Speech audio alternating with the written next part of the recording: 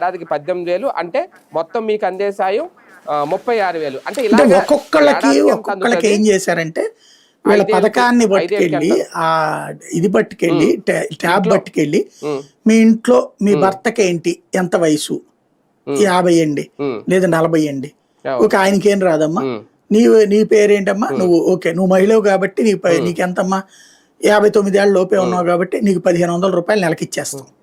ఇది ఒకటి, నువ్వు అర్హురాలివి. అట్లాగా ఏడాదికి చూసుకుంటే 18,000 నీకు.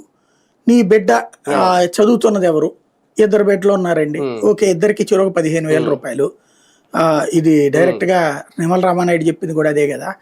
అట్లాగే కొంచెం పెద్ద బిడ్డ మీ తోడు కోడలు ఉంది లేదా ఇది ఆడబడుచుంది, ఆడపడిచే ఉద్యోగం చేయట్లేదు, చదువు లేదు, ఓకే ఆమెకి 18,000 రూపాయలు ఏడాదికి.